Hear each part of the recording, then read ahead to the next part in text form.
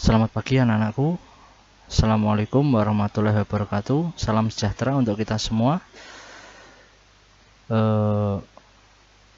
Untuk materi kita kelas 12 sejarah peminatan, minggu kemarin saya sudah memberikan tugas mengenai bidang-bidang apa saja yang terpengaruh dalam berlangsungnya perang dingin. Harapan saya kalian mengerjakan tugas yang sudah saya berikan kemarin dengan harapan ketika saya menjelaskan materi kita untuk pertemuan ini kalian sudah sedikit paham. Kemudian untuk materi kita minggu ini kita mempelajari adalah bagaimana berlangsungnya perang dingin. Untuk pertemuan kita minggu lalu saya sudah sedikit menyinggung bagaimana latar belakang munculnya perang dingin, kemudian ditambah lagi kalian saya bertugas mengerjakan, meresum bidang-bidang apa saja yang terpengaruh ketika berlangsungnya perang dingin. Jadi ketika saya menjelaskan materi ini, kalian sudah setidaknya tahu, setidaknya mengerti materi perang dingin. Untuk pembahasan kita yang pertama adalah ketika berlangsungnya perang dingin, hal yang paling dapat kita lihat itu adalah bagaimana kedua negara antara Amerika Serikat dan juga Uni Soviet itu mereka sama-sama saling memperebutkan hegemoni kekuasaan. Jadi ketika kemarin saya menjelaskan bagaimana latar belakang munculnya perang dingin, ketika berakhirnya perang dunia kedua itu kan nanti muncul dua kekuatan besar, yaitu adalah blok barat dan juga blok timur, yaitu blok barat di bawah pengaruh dari Amerika Serikat dan juga blok timur di bawah kendali dari Uni Soviet. Kemudian setelah berakhirnya perang dunia kedua, terutama di kawasan Asia Timur itu menjadi perebutan kekuasaan antara blok barat dan juga blok timur. Kalau kita cermati, jadi pengaruh komunis itu semakin kuat di kawasan Asia Timur pasca bantuan persenjataan yang diberikan oleh Uni Soviet kepada Cina.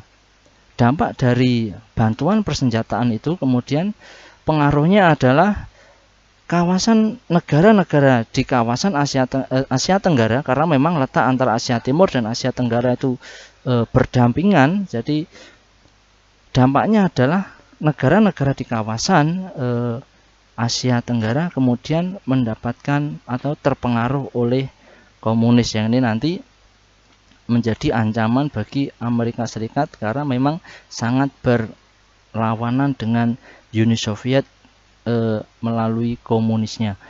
Kemudian Amerika Serikat ternyata tidak tinggal diam, yaitu ketika Amerika Serikat berusaha mencegah pengaruh komunis itu semakin berkembang di ASEAN atau di Asia Tenggara dengan cara apa? Dengan membantu Perancis ketika menghadapi perang Vietnam.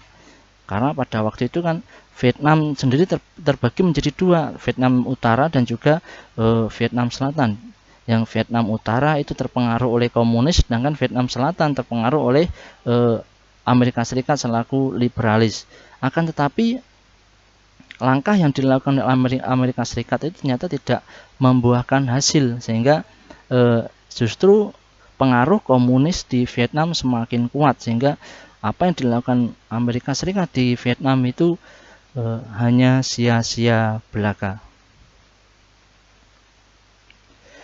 Kemudian untuk perebutan hegemoni kekuasaan selain di Asia, kemarin saya juga sudah sedikit menyinggung bahwa perebutan hegemoni kekuasaan itu tidak hanya terjadi di Asia tapi juga di Eropa, yaitu terbukti ketika Jerman yang dulunya negara super kuat, super power ketika berlangsungnya perang dunia kedua, kemudian di akhir perang dunia kedua kan Jerman kalah pada waktu itu, sehingga Jerman akhirnya terpecah menjadi dua, yaitu adalah Jerman Timur yang terpengaruh oleh komunis, kemudian ada Jerman Barat yang terpengaruh oleh Amerika selaku liberalisnya. Kemudian selain di Eropa juga perebutan hegemoni kekuasaan itu juga sampai ke daratan Amerika, yaitu adalah tepatnya di Kuba. Letak Kuba dengan Amerika Serikat itu tidak terlalu jauh. Jadi ketika Kuba berafiliasi dengan komunis itu menjadi ancaman yang sangat nyata bagi Amerika Serikat. Karena memang pada waktu itu Kuba berpaham komunis, terpengaruh dengan Uni Soviet, berusaha untuk mengusir, istilahnya mengusir komunis dari daratan Amerika. Kemudian selain perebutan hegemoni kekuasaan juga yang terjadi ketika berlangsungnya Perang Dingin adalah pembentukan sistem aliansi atau sistem pertahanan. Jadi sistem pertahanan atau pembentukan aliansi itu ada dua nanti, yaitu adalah pembentukan aliansi blok barat di bawah pengaruh dari Amerika Serikat, antara lain adalah dengan dibentuknya NATO atau North Atlantic Treaty Organization, dengan tujuan adalah untuk membendung pengaruh komunis di Eropa. Selain NATO juga dibentuk adalah SEATO, itu adalah Southeast Asia Treaty Organization, itu adalah dengan tujuan membendung pengaruh komunis di kawasan Asia Tenggara. Kemudian juga dibentuknya ANZUS, yaitu adalah Australia, New Zealand, and United States, dengan tujuan yang sama, yaitu adalah membendung pengaruh komunis untuk semakin berkembang di kawasan Australia dan juga New Zealand. Kemudian selain pembentukan aliansi blok barat, ternyata juga blok timur tidak tinggal diam, yaitu dengan membentuk yang namanya adalah aliansi-aliansi pertahanan blok timur di bawah pengaruh dari Uni Soviet, antara lain adalah dengan dibentuknya Kominform.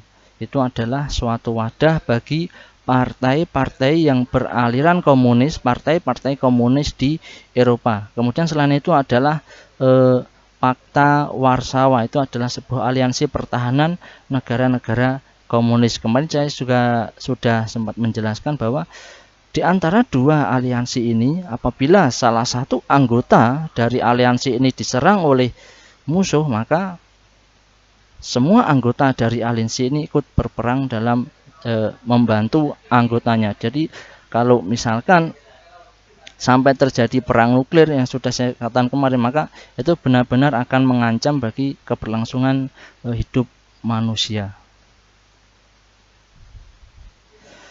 Kemudian ketika berlangsungnya Perang Dingin itu juga ada yang namanya adalah kegiatan spionase atau kegiatan mata-mata. Untuk kegiatan spionase atau mata-mata sendiri itu juga sangat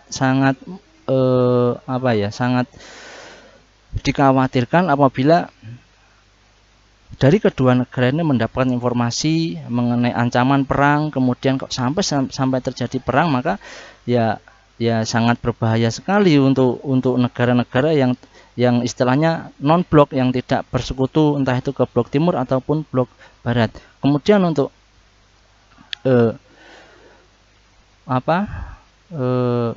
kegiatan spionase sendiri untuk blok barat, itu adalah Amerika, itu yang sangat mungkin kita kenal itu adalah CIA, Central Intelligence Agency, yang mungkin kalian sudah familiar mendengar istilah CIA.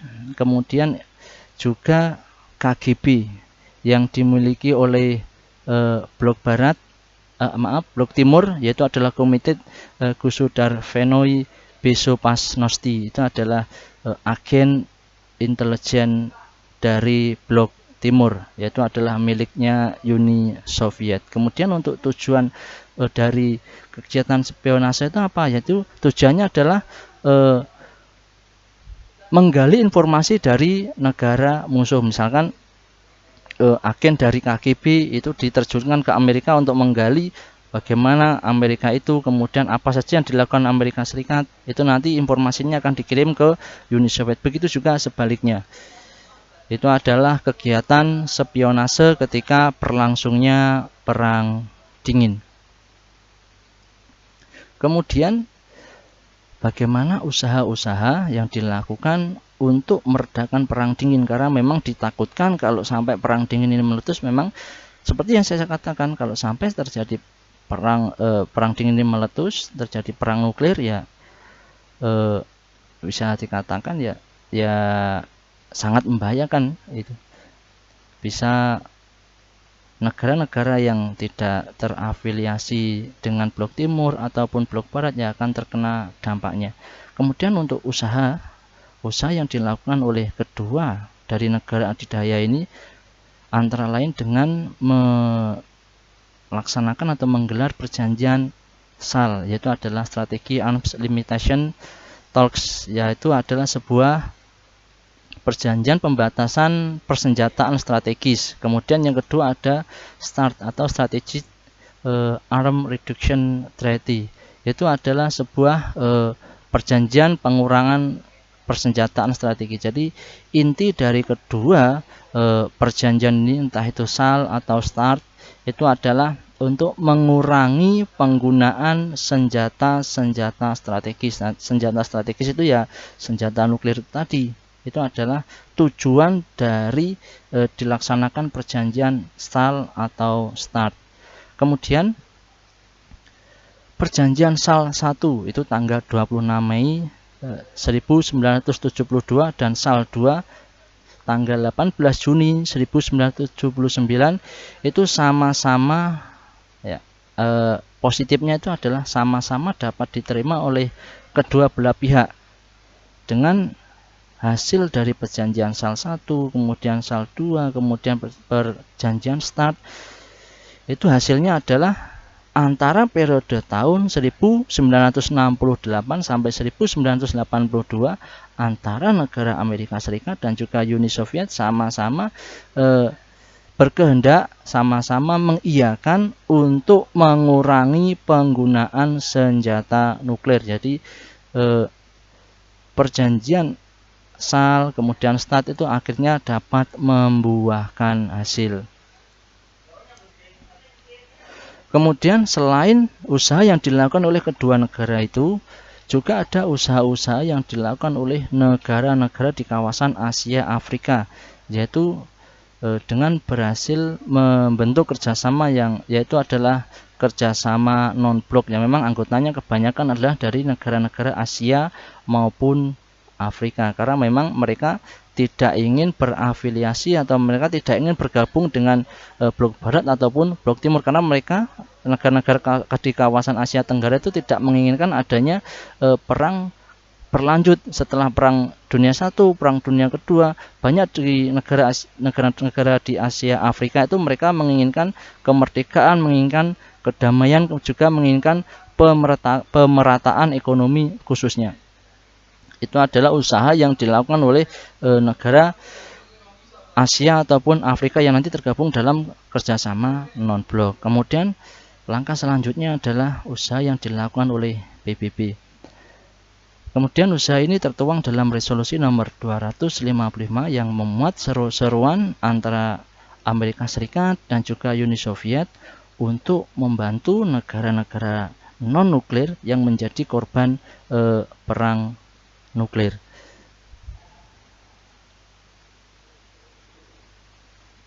Kemudian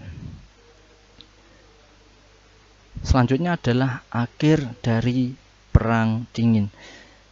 Imbas perekonomian bagi kedua negara karena memang terlalu besar, terlalu berat anggaran yang dikeluarkan oleh kedua negara, entah itu Amerika Serikat, entah itu Uni Soviet, untuk berlangsungnya perang dingin, itu membuat keadaan ekonomi mereka, ekonomi Amerika Serikat ataupun Uni Soviet itu sama-sama mengalami kesulitan, karena memang anggaran yang sangat besar yang dikeluarkan untuk hanya kepentingan militer ketika berlangsungnya perang dingin, sehingga dampaknya adalah mereka mengalami kesulitan ekonomi.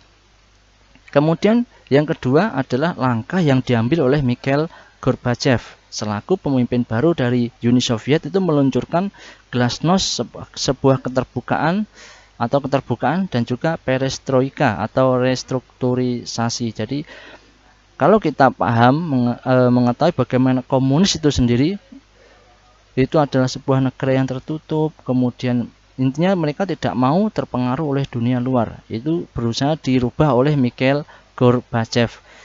Dengan tujuan adalah dengan meluncurkan glasnost dan juga perestroika ini berfokus pada perbaikan ekonomi dengan mengizinkan modal asing masuk ke Uni Soviet, serta langkah yang diambil oleh Mikhail Gorbachev ini adalah menjalin hubungan baik antara dengan George W. Bush selaku Presiden Amerika Serikat pada waktu itu.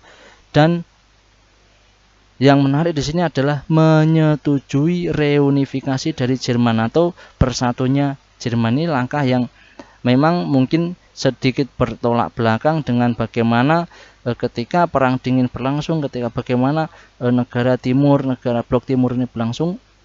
Ini sangat berlainan dengan kebijakan dari Mikhail Gorbachev, karena memang mungkin yang diinginkan Mikhail Gorbachev adalah ingin memperbaiki perekonomian di negara-negara Uni Soviet.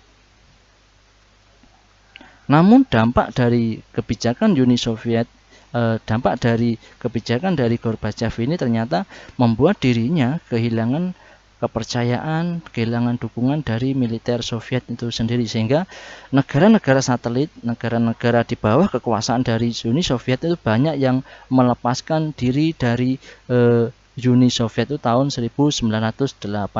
Itu banyak negara-negara yang lepas dari Uni Soviet. Kemudian ternyata tidak sampai di situ, terus berlanjut dengan upaya kudeta yang dilakukan oleh garis keras pendukung Uni Soviet untuk menjatuhkan Gorbachev, bahkan ingin membunuh Gorbachev itu tahun 1991. Karena semakin hari kondisinya semakin memburuk hingga akhirnya Gorbachev sendiri memutuskan untuk membubarkan Uni Soviet itu pada tanggal 25 Desember 1991. Jadi secara resmi Uni Soviet dibubarkan tepatnya pada tanggal 25 Desember 1991. Dengan dibubarkannya Uni Soviet itu menjadi penanda bahwa disitulah berakhirnya Perang Dingin. Jadi ketika runtuhnya Uni Soviet merupakan akhir dari berlangsungnya Perang Dingin semenjak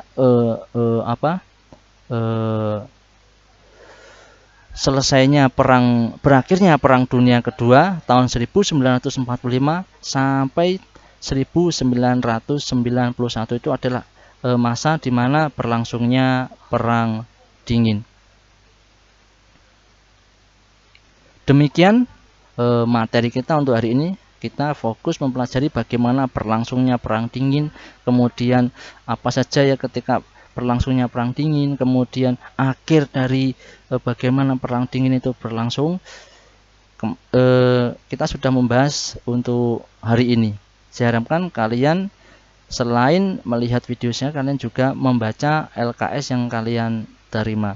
Kemudian untuk materi kita minggu depan, kita akan mempelajari yaitu adalah dampak Perang Dingin, dampak ekonomi dan politik global, entah itu dampak positif ataupun dampak negatifnya. Kemudian yang kedua, minggu depan kita juga akan mempelajari bagaimana peran aktif bangsa Indonesia, peran aktif Indonesia dalam meredakan Perang Dingin itu sendiri. Demikian pertemuan kita untuk hari ini. Saya akhiri. Selamat pagi. Assalamualaikum warahmatullahi wabarakatuh.